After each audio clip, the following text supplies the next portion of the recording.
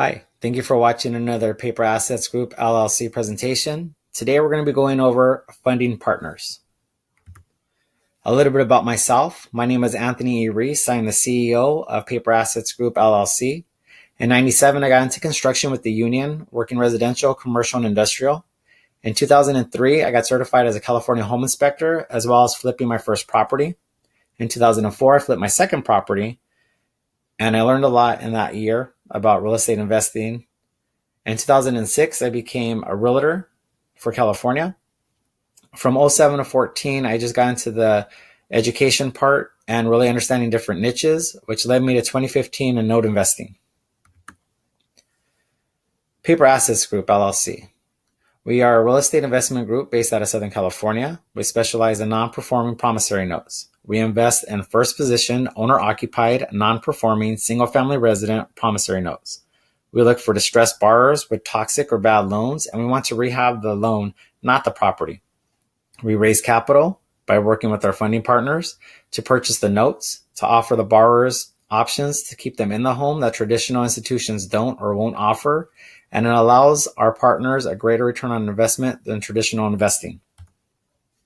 So what is a promissory note? When you buy a home, two papers are created or signed, a promissory note and a mortgage or deed of trust, depending on what state you're in. The promissory note contains the promise to repay the loan, basically an IOU outlining the terms for repayment. The mortgage provides security for the loan amount borrowed. The lender or the bank holds the note until the loan is paid in full. So why do banks sell these notes? Banks are not in the real estate business. They're in the loan business. They sell performing notes for a quicker turnaround to loan out more money to create more loans. So Wells Fargo originated a loan. 6 months down the line, Bank of America sends a note saying that borrower now has to pay them. Wells Fargo sold it off at a discount so they could just recoup their money and create more loans. Non-performing notes become liabilities. Too many bad or toxic non-performing loans, and bank regulators can shut down that institution. Banks can show a loss, and they have what's called a gap clause. They know that for every 100% of loans that originate at 5% or more will not perform. So how do we obtain our notes? We get them directly from the banks, hedge funds, private investment firms, and private investors. By working with our funding partner, it shows these types of institutions the buying power we have as a group to purchase these notes and allowing us to receive bigger tapes at bigger discounts. So a typical note looks something like this. The seller is asking around $30,000 for the note, and that's about 40% of the unpaid balance. We see that it's a first mortgage, non-performing, conventional loan. The maturity date is in 2045. It's a single-family residence. They owe $77,000, and the market shows that it's appraised around $77,000. We look for properties that have little or no equity because it makes it easier for us when we're working out with the borrowers. Some of our exit strategies. We want to always try to first reinstate the loan by getting it reperforming, and we can use that as residual income, or we can refinance it out to another bank 12 or 18 months after we have it's sitting with our servicing company showing that they've been making their payments. As the bank, we can also modify the loan by either modifying the interest rate or the total payoff, being that we get them at such a discount. If the borrower isn't one that wants to continue with the loan, we can always see if a family member or a friend wants to assume the loan. We can approve a short sale. We could do a deed in lieu or a cash for keys if they want to leave the property. So instead of putting it on a foreclosure, we won't report it. Or we could give them cash where they can go and find something that they can afford for themselves. We can also resell the loan to another investor or wholesale the note at 50 or 60% if we get it at 30 or 40%. And the off chance that we have to foreclose, being the bank, it becomes an REO that we own. So now we can turn this property into a rental.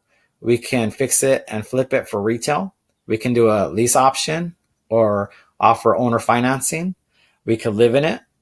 Or we could hold it in a trust or a IRA or some type of a land contract for our future generations, like our kids and our grandkids. So what is the process? Well, we receive the asset tape from the hedge funds, the banks, and the private investors. We review the bidding timeline. We filter out by criteria, and then we do our preliminary due diligence. We check our values, our online pictures, preliminary title search, possible rents in the area, and we pre-approve the borrower.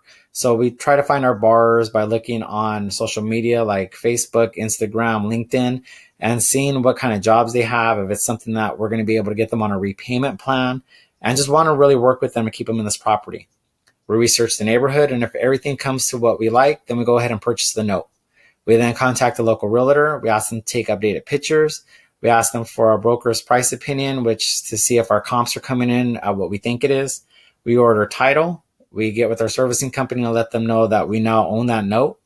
We talk with our loss mitigation company to tell them the workouts that we're wanting to work out and see what the borrower wants to do. We start a foreclosure, and the off chance that we need to do a foreclosure down the line, it's just better to get it started sooner than later. We do our collateral check to make sure everything's in the file that needs to be there and that nothing is missing. And we order insurance while we're holding the note in case anything were to happen to the property. Some members of our team, with years of experience, we have a lot of outsourced companies that we just can't do this without. Again, my name is Anthony Ruiz. I'm the CEO and manager of Paper Assets Group, LLC. We work with Laughlin Associates for our legal services, Pro Title USA for our title search, Quest IRA for our self-directed IRAs, Credit Sense for those that want to better their credit scores, Polaris is our mediation company, Madison is our loan servicing company. We work with local realtors in the areas to give us a first-hand look and updates on the information. And obviously you, our funding partners. Without our partners, the team is incomplete. Individuals don't make big wins, teams do. If you're interested in learning more or partnering with us and becoming a funding partner for some of our notes, you can reach me directly at my cell line, which is 909-574-6085. You can email me at Paper Assets Group, that's assets with an S at the end, paperassetsgroup@gmail.com, or at anthonyereese@gmail.com. You can find us on the web at paperassetsgroupllc.com, or you can look us up on social media such as Facebook, Instagram, YouTube, Vimeo, LinkedIn by typing in a search of Paper Assets Group, LLC, or Anthony Reese. I look forward to working with you and see you.